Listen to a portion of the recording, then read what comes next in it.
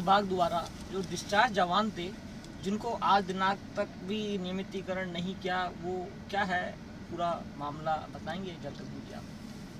Home guard विभाग में discharge जवान काफ़ी तादाद में हैं और काफ़ी लंबे समय से होमगार्ड डिस्चार्ज जवानों की लड़ाई लड़ी जा रही है। संगठन बराबर उनके लिए संघर्ष कर रहा है। जैसा कि वर्ष 2009 में कुछ जवानों को हटाया गया था, उसमें से कुछ लोगों को ही लिया गया, पुनः बहाल किया गया है, चूँकि उसमें कोर्ट के आदेश भी थे।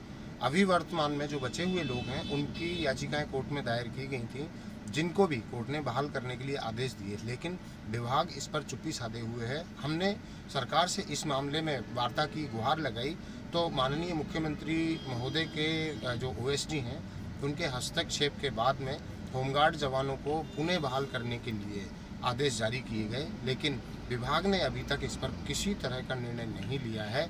अभी हमारी ये मांग लंबित है। साथ ही वर्ष 2017 में जो जवानों को हटा दिया गया था आंदोलन में, वो सरासर गलत था, मौखिक रूप से हटाया गया था। हम तो अपने अधिकारों की मांग लेकर बैठे हुए थे। हमारी सरकार को मांग पूरी करनी चाहिए थी, ना कि जवानों को हटाने के आदेश जारी करने चाहिए थे। हालांकि वो सरकार की सिर्फ एक धमकी थी, धमकी मात्र का फायदा उठाकर विभाग ने 106 जवानों को हटाया था, जिसमें से गृह मंत्री जी ने, तत्कालीन गृह मंत्री ने 81 को तो बहाल कर लिया, परंतु अभी जो शेष बचे हुए 26 लोग हैं वो अभी तक दर बदर की ठोकर खा रहे हैं, जिसके लिए वर्तमान सरकार से हमने वार्ता की है। आश्वासन तो है, लेकिन अभी तक किसी निर्णय पर नहीं पहुंच पाए हैं। दोनों मामलों को लेकर होमगार्ड के जवान अभी लगातार संघर्ष कर रहे हैं और यदि सरकार इनकी मांगों पर सकारात्मक निर्णय लेते हुए इन्हें बहाल नहीं करती है तो आगामी समय में बड़ी रूपरेखा तैयार कर, रणनीति बनाकर किसी ना किसी बड़े स्तर के आंदोलन को अंजाम दिया जाएगा। मतलब हाईकोर्ट के आदेश आने के बाद भी विभाग द्वारा अनसुनी की जाती है, ऐसा? बिल्कुल बड़ी विडंबना है। 2015 में डिस्चार्ज जवानों को बहाल करने के लिए राजस्थान हाईकोर्ट ने जो आदेश दिए, उसी आदेश के तहत 175 लोगों को विभाग ने बहाल कर लिया और उसी में बचे हुए लगभग 250-300 के करीब लोग हैं जो बचे हुए थे, वो अभी तक संघर्षरत हैं। ये अन्यायपूर्ण प्रक्रिया है, जबकि कोर्ट ने हमें न्याय दे दिया था। कोर्ट ने इसमें डीजी को सर्वे सर्वा बनाया था। महानिदेशक से ये आदेश थे कि महानिदेशक अपने स्तर पर इनका निस्तारण करें, लेकिन महानिदेशक बदलते गए और इस आदेश को दबाते गए। अब ये पुनः वापस कोर्ट में गया। कोर्ट में 11/6/2020 को पुनः कोर्ट ने स्क्रीनिंग के आदेश दिए हैं, लेकिन अभी तक ना तो स्क्रीनिंग की गई है और साथ ही नई भर्ती की प्रक्रिया भी चालू कर दी गई थी। इन्हीं जवानों को बहाल नहीं करने की सूरत में भर्ती प्रक्रिया को भी स्थगित करना पड़ा। सबसे बड़ी बात है कि राजस्थान में जिस प्रकार राजस्थान पुलिस के पुलिसकर्मी जनता के बीच में जाकर उन्हें सुरक्षा मुहैया कराते हैं, उसी प्रकार होमगार्ड विभाग के जो नौजवान हैं होमगार्ड, वो भी इसी तरीके से जनता को सुरक्षा मुहैया कराते हैं। उसके बावजूद राजस्थान सरकार और विभाग दोनों ही इन पर ध्यान देने की बजाय नज़रअंदाज करते आ रही है, जबकि जनता का बीच में सबसे बड़ी कड़ी होमगार्ड सुरक्षा के लिए मानी जाती है।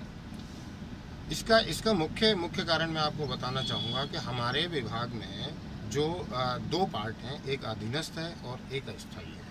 अस्थायी पार्ट को अधीनस्थ पार्ट जो है वो गुलाम बना के रखना चाहता है, क्योंकि उनको ऐसा लगता है कि अगर सभी परमानेंट हो गए तो जो मजदूर बंधुआ मजदूर हैं वो उनको जो कि मुफ्त में मिलते हैं, पैसा सरकार देती है, अन्य विभाग देते हैं, पर उनको नौकर चाकर फ्री में मिलते हैं।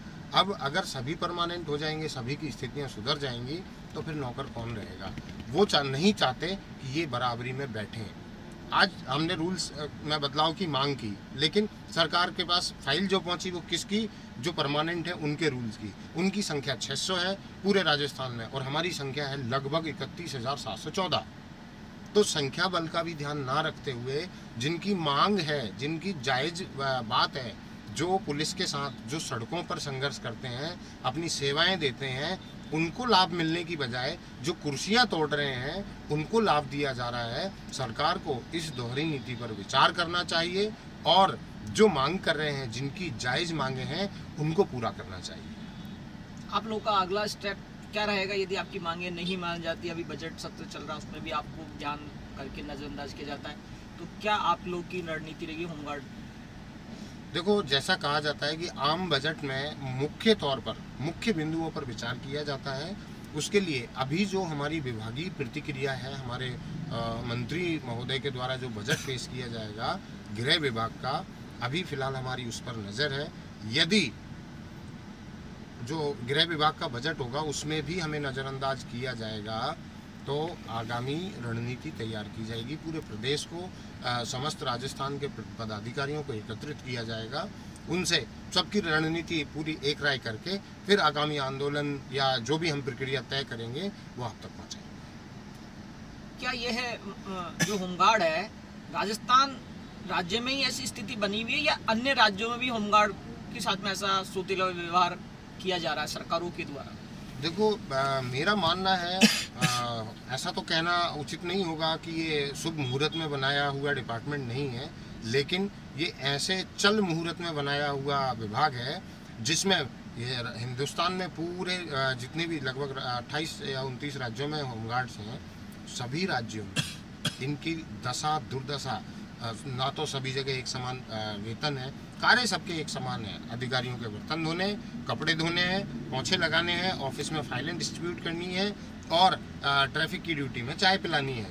ये काम तो इनको पूरे हिंदुस्तान में दिया गया है, लेकिन इनका वेतन अलग अलग बनाया गया है। साथ ही इनके मानदेय, ड्यूटियाँ, सभी तरह की भिन्नता है पूरे देश में। एक रूपता के लिए अब हिंदुस्तान को एक मत करके एक आवाज़ लगाने की तैयारी भी जारी है। हम सब अब पूरे हिंदुस्तान के जो प्रतिनिधि हैं, लगभग सभी जगह एसोसिएशन तैयार हैं। सभी के प्रदेश अध्यक्षों से, उनकी जिला इकाइयों से संपर्क करके हम एकजुट होकर हम इसकी आवाज़ केंद्र तक भी लेके जाएंगे।